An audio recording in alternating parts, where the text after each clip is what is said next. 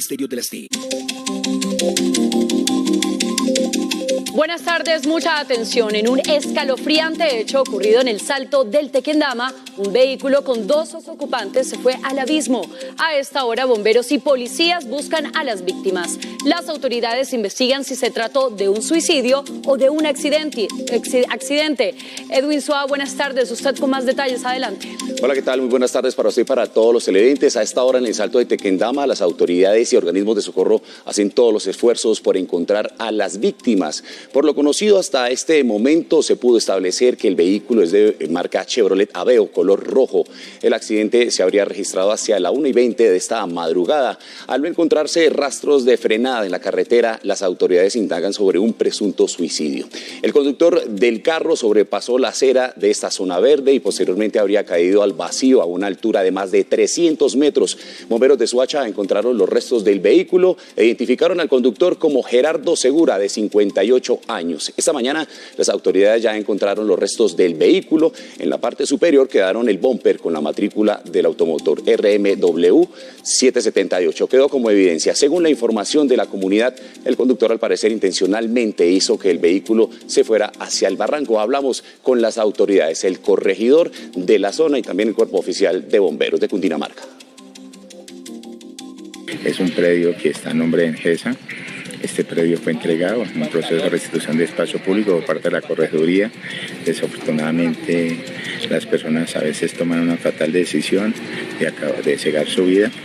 En este momento, pues vemos familiares ya que en este momento llegaron.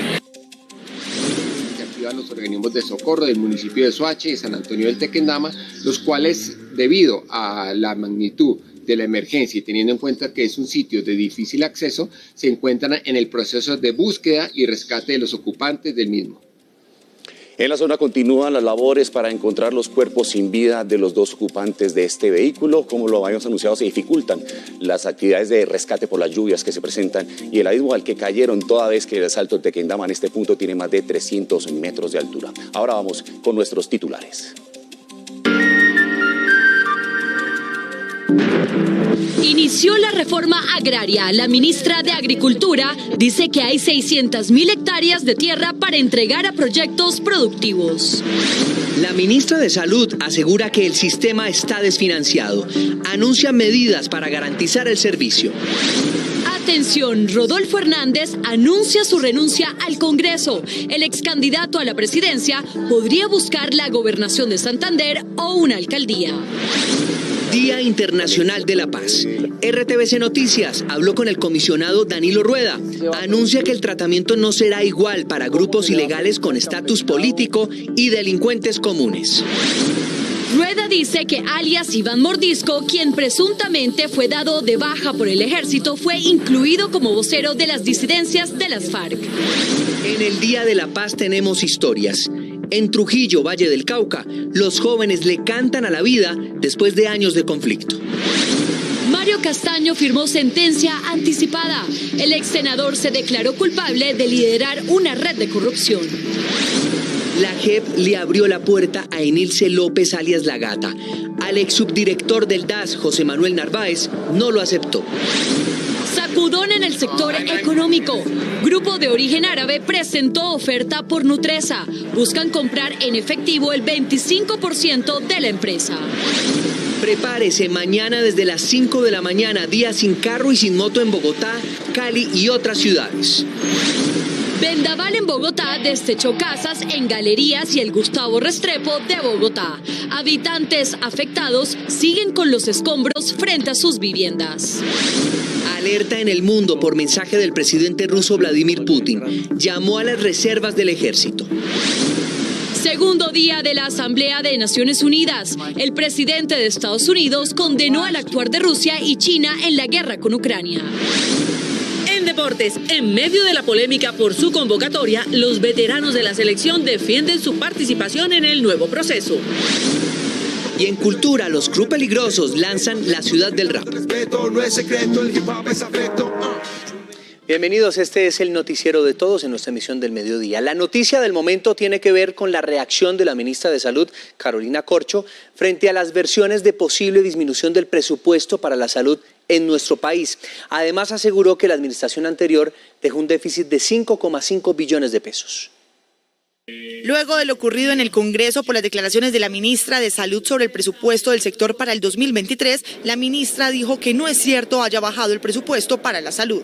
Se aumentaría el presupuesto 86 billones, más del 8% del PIB. La ministra aclaró que hay un déficit fiscal de 5,5 billones del gobierno anterior, por lo que se deben realizar ajustes. Asimismo, insistió en que el presupuesto no ha sido aprobado. Estamos entrando a negociar un presupuesto con un déficit que ya se proyecta inclusive a 5,7 billones. Eso es entrar a una cancha con 2 goles en contra. La jefe de la cartera puntualizó que el superintendente de salud del gobierno Duque dejó en proceso de intervención 11 EPS, por lo cual, según ella, no es el gobierno Petro el que busca acabar con estas entidades.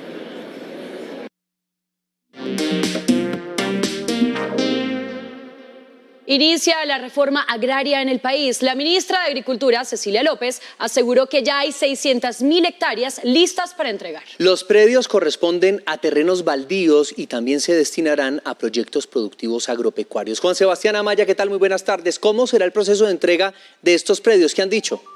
José Fernando, televidentes, muy buenas tardes. Y es que la reforma agraria es una prioridad para este gobierno. Por eso la ministra de Agricultura, Cecilia López, explicó que a partir de hoy y hasta el próximo 15 de noviembre comenzará esta primera fase de entrega y titulación de predios a campesinos, familias desplazadas, familias indígenas, afrodescendientes y en general víctimas del conflicto armado, para priorizar la estructuración de proyectos productivos. Las familias beneficiarias serán contactadas por la Agencia Nacional de Tierras para iniciar este proceso de entrega de predios en 19 departamentos del país. En total son miles de bienes que suman aproximadamente 680.000 hectáreas, es decir, una extensión 4 veces más grande que toda Bogotá.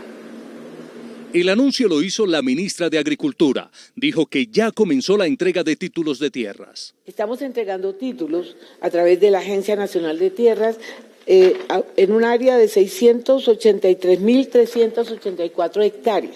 La ministra hizo un llamado a quienes están invadiendo terrenos. Esto es un llamado muy claro a toda la población del país, pero especialmente a los que están ocupando tierras o que están invadiendo tierras, diciéndole el gobierno cumple, está empezando muy rápidamente a entregar títulos. Más de 10.000 familias serán beneficiadas con la titulación de 681.000 hectáreas. Dijo que la titulación comenzó hoy mismo. Empezamos de inmediato y esto va hasta mediados de noviembre. Después vendrán las otras etapas que seguiremos titulando, pero también vendrán otras etapas que son la entrega de tierras de los narcotraficantes, que requiere un poco más de tiempo, y finalmente lo del catastro multipropósito. Según la ministra, en esta primera fase de la reforma entregarán títulos de propiedad en 19 departamentos, que es un área equivalente a 4 veces la extensión de Bogotá. Y para continuar fortaleciendo ese proceso de entrega de predios, el gobierno aumentará a 4 billones de pesos el presupuesto general de este sector liderado por el Ministerio de Agricultura, de los cuales 2 billones, es decir, el 50%, será utilizado para la compra de más bienes y predios. Juan Sebastián Amaya, RTVC Noticias, conectados 24/7. Juan Sebastián, muchas gracias. Y el otro hecho político del momento es el anuncio del senador y ex candidato presidencial Rodolfo Hernández de renunciar a su curul en el Congreso para aspirar en las próximas elecciones regionales. Juan Carlos González Hernández dijo cuándo dejará el Senado. Buenas tardes.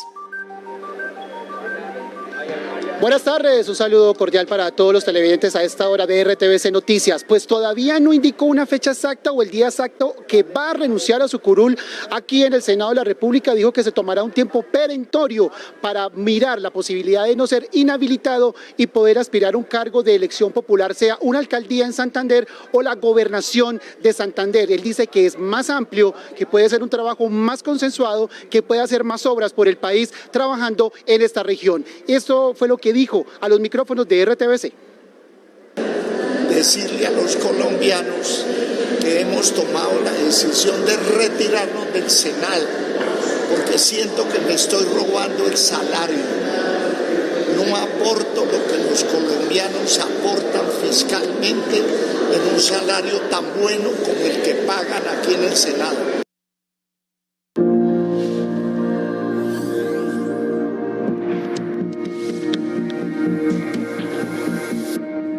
Hoy en el Día Internacional de la Paz, RTVC Noticias habló en exclusiva con el alto comisionado Danilo Rueda. En diálogo con nuestra periodista Luisa Barberi, el funcionario aseguró que habrá distinción para los grupos armados ilegales que busquen la paz total propuesta por el gobierno nacional.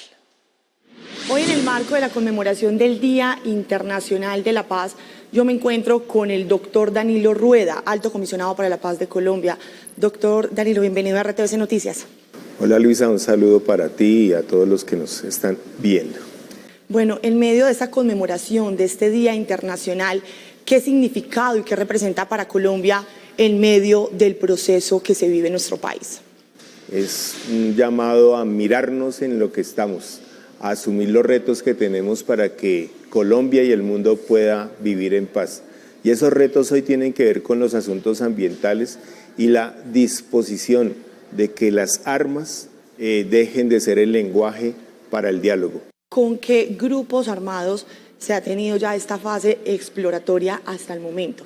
Ha habido acercamiento directo solamente con el Estado Mayor Central y con las AGC y con delegados de las oficinas de Medellín. Con el ELN, por supuesto, porque ya había unos protocolos y unos mecanismos expeditos para los diálogos. Con el Estado Mayor, con la segunda Marquetalia ha habido 2 comunicaciones escritas. Ante esa inquietud que tienen muchas personas de que a todos se les va a dar el mismo trato, todos los grupos van a tener entonces una diferente mesa de negociación, llegado al eventual caso donde se sienten, y también un trato en justicia diferente. Cada quien tiene un tratamiento particular. Eso frente al fantasma y los temores de que se va a involucrar a todo el mundo, no. Tenemos en el escenario de diálogo que construir el mecanismo jurídico.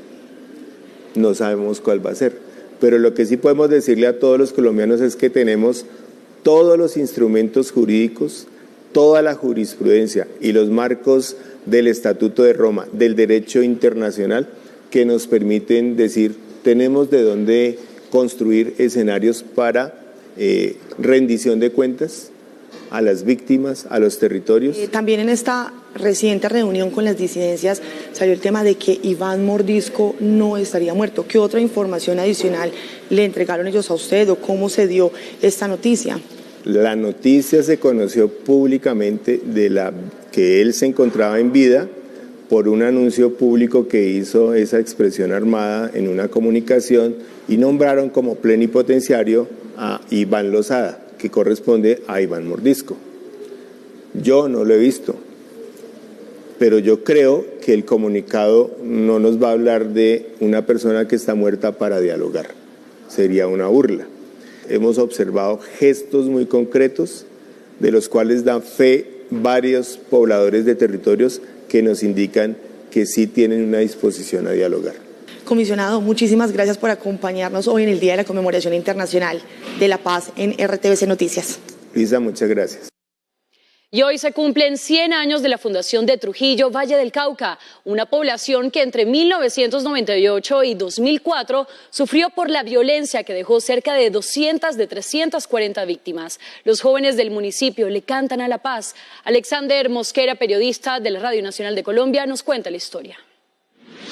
Este municipio, ubicado en el centro del departamento del Valle del Cauca, logró transformar la violencia en actos de resiliencia en el Parque Monumento, que abre sus puertas diariamente para contar historias de vida. Todos los que llegan, visitantes, encuentran en este Parque Monumento un sendero de la memoria que consta de 14 estaciones con una breve reseña histórica de todos los lugares que han sufrido el rigor de la violencia. Uno de los hechos más significativos de esta transformación es el grupo musical Huellas de Vida, conformado por niños y jóvenes de Trujillo, quienes le cantan a la paz.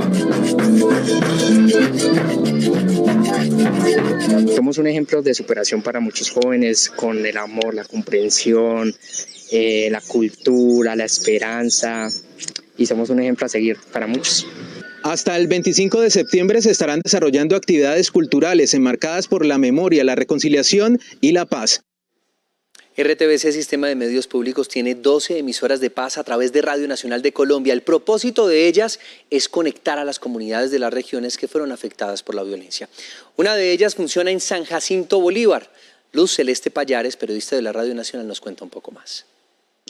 El Sistema de Medios Públicos RTVC a través de Radio Nacional de Colombia tiene en funcionamiento 12 emisoras de paz que nacieron en el marco del acuerdo final entre el Estado colombiano y las extintas FARC. Estas emisoras están ubicadas en los territorios más afectados por el conflicto armado y en ellas se difunden las historias de las comunidades que le están apostando a la construcción de paz. En 2019, en Chaparral, en Tolima e Ituango, en Antioquia, comenzaron a funcionar las dos primeras emisoras de paz en Colombia. Luego, en 2020, en medio de la pandemia por el COVID-19, se inauguraron emisoras de paz en San Jacinto, en Bolívar, Convención en Norte de Santander y Fonseca, en La Guajira. En 2021 aparecieron 6 emisoras más en distintos territorios de Colombia. Las emisoras de paz han generado más de 21.000 horas de programación local. Las 12 emisoras de paz están conformadas por 60 periodistas y 12 operadores de radio, quienes se encargan de generar contenidos radiales de alta calidad. La Jurisdicción Especial para la Paz analizará si acepta el sometimiento de Enilce López, conocida como La Gata. La decisión será tomada en audiencia pública, donde López entregará su versión sobre patrones de macrocriminalidad asociados a los medios y métodos de financiación de las AUCE. La Gata fue condenada por homicidio agravado y concierto para delinquir y está en prisión domiciliaria en Barranquilla. El senador Mario Castaño llegó a la sede de la Corte Suprema de Justicia para acogerse a sentencia anticipada por liderar una red de corrupción que buscó quedarse con contratos públicos en varios municipios a cambio de coimas.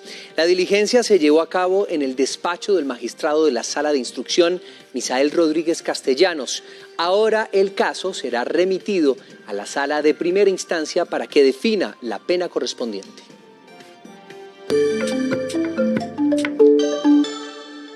Un vendaval dejó 14 casas sin techo en el barrio Galerías de Bogotá. Los escombros quedaron frente a las puertas de muchos vecinos que no han podido salir de sus casas. Los servicios de energía y de agua están suspendidos. Katy Sánchez, buenas tardes. Usted con más detalles. Adelante.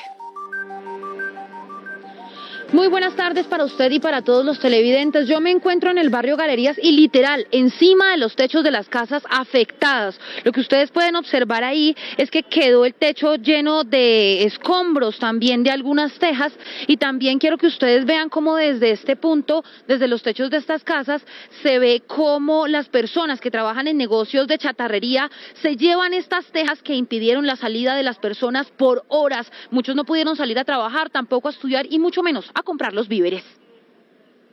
En la tarde del martes 20 de septiembre en el sector Galerías, localidad Teusaquillo, y en Gustavo Restrepo, localidad Rafael Uribe, en Bogotá se presentó un fuerte ventarrón que dejó sin techo 14 viviendas. Se les volaron las tejas y parte de las estructuras de las terrazas por las fuertes lluvias.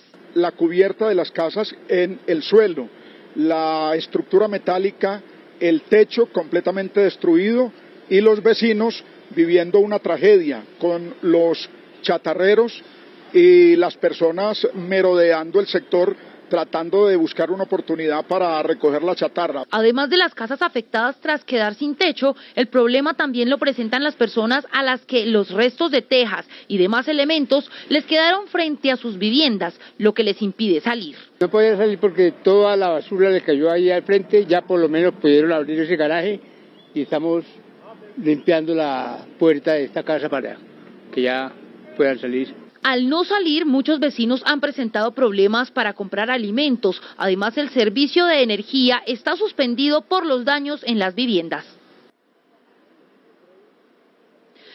Además, también es noticia en la capital del país que mañana, desde las 5 de la mañana, empieza el Día Sin Carro en la capital del país. A este día se une Chía y Mosquera. El horario de estos municipios será totalmente diferente, pero también se unen a la jornada del Día Sin Carro mañana, donde se espera que 2 millones de vehículos no circulen en Bogotá. Por primera vez se unen 2 municipios a la jornada de Día Sin Carro y Sin Moto que celebra Bogotá. Chía y Mosquera tendrán horarios distintos a los establecidos en la capital. Habrá ciclorrutas adecuadas y transporte público intermunicipal disponible. Mañana 22 de septiembre del año 2022, desde las 6 de la mañana y hasta las 8 de la noche, el municipio de Chía se une al Día Sin Carro y Sin Moto en nuestro territorio. Desde Mosquera hacen algunas recomendaciones que se pueden tener en cuenta en esta jornada para evitar contratiempos. Primero, planea tus rutinas y desplazamientos de manera oportuna. Segundo, utiliza transporte público de pasajeros legalmente autorizado. Tercero, haz uso de medios de transporte saludables. Las excepciones para el Día Sin Carro y Sin Moto en Bogotá son vehículos de emergencia, transporte escolar, vehículos de transporte con capacidad para movilizar más de 10 pasajeros, vehículos y motocicletas de las empresas de transporte de servicios públicos domiciliarios, motocicletas de vigilancia y seguridad privada, carrozas fúnebres, motocicletas que prestan el servicio de mensajería y o domicilio, vehículos y motocicletas de escuelas de enseñanza, vehículos de transporte de valores, transporte público. La multa para los vehículos que incumplan la medida puede superar los 500.000 pesos. 12:21 minutos del mediodía y mañana también habrá Día Sin Carro en la capital del Valle del Cauca, sin carro y sin moto en Cali. Alejandro Muñoz, ¿qué tal? Buenas tardes. ¿Qué medidas habrá además? Escuchamos.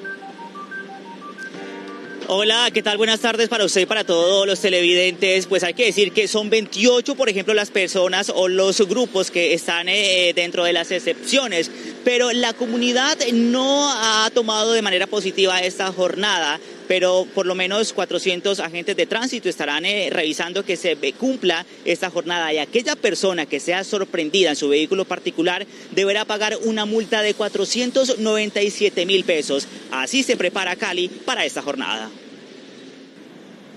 La jornada en la capital vallecaucana iniciará desde las 7 de la mañana y finalizará a las 7 de la noche. Metro Cali decidió incrementar su capacidad operativa en un 30% con 94 rutas. Nos permiten tener en total, incluyendo la flota de reserva, 730 vehículos.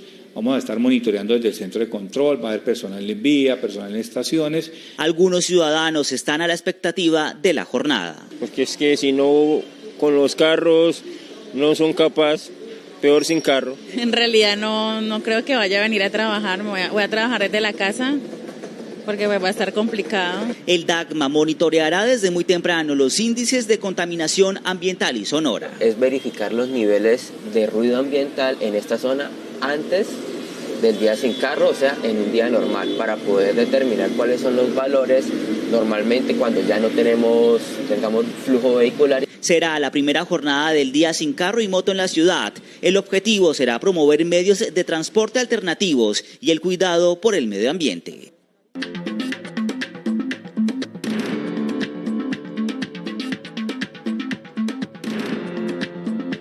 Según medios de comunicación rusos, la demanda de boletos de avión hacia el extranjero aumentó de forma inusitada y a pesar de los elevados precios. Sucedió después de que Vladimir Putin ordenó la movilización de reservistas para combatir en Ucrania. A Occidente le notificó no descartar cualquier medio para defenderse. Para proteger a Rusia y a nuestro pueblo, sin duda utilizaremos todos los medios a nuestro alcance. 7 minutos fueron suficientes para intuir un venidero giro en la palpitante guerra de la que el mundo habla y que la cúpula del poder global pide que se detenga. Así como ordenó la invasión a Ucrania, Vladimir Putin en 420 segundos dictó la movilización parcial de aquellos rusos en edad y con experiencia relevante en combate para robustecer su musculatura militar en las líneas de contacto en su vecina, esas en las que su ejército ha languidecido. Sería una movilización de al menos 300.000 reservistas, la primera desde la Segunda Guerra Mundial.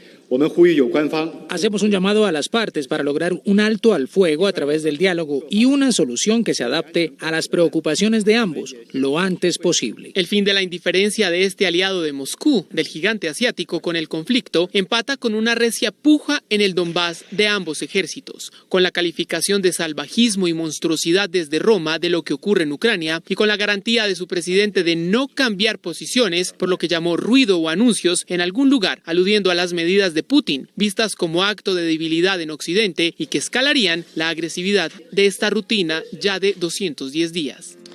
El Día Internacional de la Paz coincidió con la segunda jornada de la Asamblea General de las Naciones Unidas. Como se anticipaba, Estados Unidos habló de la guerra en Ucrania. Acusó a Rusia de violar la Carta de Naciones Unidas y lo hizo después de que Irán retiró su compromiso con la reactivación de un acuerdo nuclear. La paz en todas sus dimensiones sigue siendo el almendrón de la Asamblea General de Naciones Unidas, aun si en el mismo estrado se canalizan retóricas antagónicas. Ucrania, el nervio que al ser perturbado consiguió enfilar a Occidente en contra de Moscú y reacomodar el orden global, fue amplificadora del llamado a la concordia.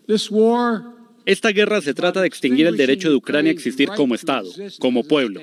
Donde sea que estés, donde sea que vivas, lo que sea que creas, eso debería hacer que tu sangre se hiele. Antes de la intervención de Joe Biden, en la que aclaró también que su país no busca una guerra fría o un conflicto con China, estuvo Irán con su crítica a Occidente, acusándole de doble rasero respecto a los derechos de las mujeres y esta postura frente a lo nuclear. La República Islámica de Irán no busca construir armas nucleares y tales armas no tienen cabida en nuestra doctrina de defensa. Las disímiles posturas del mundo estuvieron acompañadas de la intervención de varios países de África y de encuentros paralelos que sellaron apoyos en materia de seguridad alimentaria y de investigación a los crímenes de guerra en Ucrania. Fue cuestión de horas para que el huracán Fiona se fortaleciera y escalara tormenta de categoría 4. De acuerdo con datos del Centro Nacional de Huracanes de Estados Unidos, el devastador paso del fenómeno meteorológico por el Caribe ahora se dirige hacia Bermudas, donde deberá llegar mañana, con vientos de 210 kilómetros por hora. Puerto Rico sigue aguantando el coletazo de Fiona con estas lluvias que acrecientan sus inundaciones. Luego de dejar República Dominicana, impactó con fuerza las Islas Turcas y Caicos. Donald Trump y 3 de sus hijos fueron demandados por fraude, así lo confirmó la fiscal general del estado de Nueva York, luego de investigar prácticas fiscales de su grupo empresarial.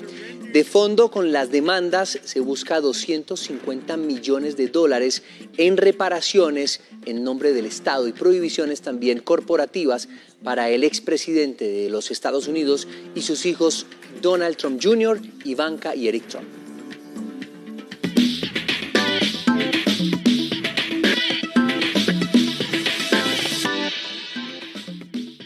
Y 27 minutos, hablemos de deportes y de la selección Colombia de fútbol que continúa con su preparación para los amistosos ante Guatemala y México, que inician la etapa de Néstor Lorenzo.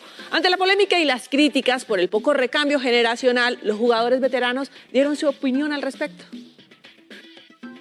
Los veteranos defienden el llamado a la selección. Siempre hacen falta jugadores de experiencia que pueden aportarle al grupo, no solamente en lo futbolístico, sino también al interno del equipo. Para él las razones son futbolísticas. Porque a veces cuando hay equipos que son jóvenes queremos siempre ir y en algún momento necesitamos esa pausa, esa persona líder como, no sé, Falcao, James. Pero también sabe que los años pasan y todos nos vamos haciendo viejos. Los jugadores referentes, digamos, no se les debe regalar nada, tienen que obviamente trabajar, ganarse un puesto para poder estar en la selección, porque pues obviamente hay jugadores jóvenes que vienen y quieren estar y quieren aportar. La expectativa es grande no solo por la ansiedad de volver a la élite, sino por quiénes van a ser los dueños de esa responsabilidad, si los veteranos o la sangre nueva. Esta noche continúa la fecha 13 de la Liga del Fútbol Colombiano con buenos partidos como Junior ante Millonarios y América contra Tolima. Mientras tanto, Once Caldas y Bucaramanga ganaron en la apertura de la jornada, así que vámonos a repasar los goles e iniciamos con este encuentro. Jaguares 0, Atlético Bucaramanga 1. Los Leopardos tienen esa ilusión de ser parte de los 8 y esta victoria que les permitió sumar esos 3 puntos y de esa manera subir a la 10ª casilla con 17 unidades, le da la opción. El gol era de Sherman Cárdenas en el minuto 82. Y aquí está el encuentro de Once Caldas Envigado. Once Caldas volvió a la senda del triunfo y regresó a la parte alta de la tabla. Diego Valdés en el minuto 8 logró este gol tempranero. 21 puntos en el campeonato y ocupan la casilla número 3. El próximo fin de semana Bogotá será sede de 2 válidas de la Copa Mundo de BMX y Colombia ya definió sus representantes. Mariana Pajón, por supuesto, a quien vemos en la imagen armando sus bicicletas, Rosita y Negrita, como ella misma las llama. Encabeza la lista, por supuesto, de competidores de la selección nacional. Con ella estarán Gabriela Boyé, Diego Arboleda, Mateo Carmona, Juan Camilo Ramírez y Carlos Ramírez. A ellos, éxitos.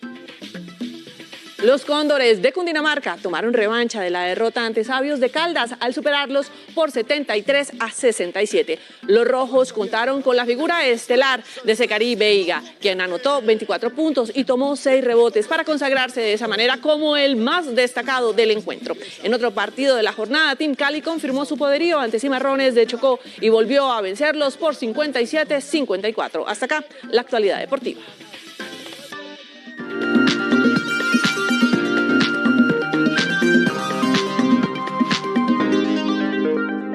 Cerramos con estreno musical. Los Crew Peligrosos lanzan La Ciudad del Rap, una colaboración con Casio y Juancho Valencia. La producción cuenta con una pista que motiva la alegría y destaca lo mejor de la cultura hip hop. Además, en el video están los artistas disfrutando de su arte, cantando y haciendo graffiti en Medellín. Ya está disponible en todas las plataformas digitales. Con esta información cultural despedimos RTVC Noticias, emisión del mediodía. Feliz tarde. Si te dará la receta de armar este plan de cambiar el planeta. Estos MC los verás en flyer, avenidas, barrios, todo el valle. Esculpimos todo con detalle. La escuela será salir a la calle. Es un cipher completo, completo el beat para bailar en el concreto. Reto a reto, decretando respeto. No es secreto, el hip hop es afecto. Llueven letras, se respira spray.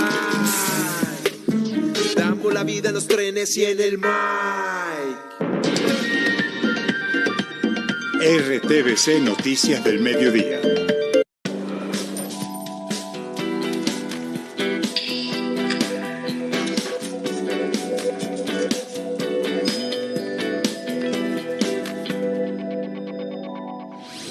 Trinos que recibimos con inquietudes que nos cuentan. Veamos qué nos cuentan en este trino. ¿Qué debo hacer para reclamar por la garantía de una lavadora que compré hace 2 meses y ya se dañó? Con relación a esa inquietud, esto encontramos. La reclamación por garantía debe presentarse primero al almacén que vendió el producto, informando el daño y preferiblemente por escrito. Y encontramos algo más para agregar a lo anterior. Si un almacén no responde en 15 días hábiles un reclamo para el cumplimiento de la garantía de un producto o se niega a recibir la reclamación, el consumidor puede acudir a la Superintendencia de Industria y Comercio y presentar una demanda para hacer valer sus derechos. Aquí contamos lo que nos están contando que pueda servir para estar atentos y no comer cuento, tal cual.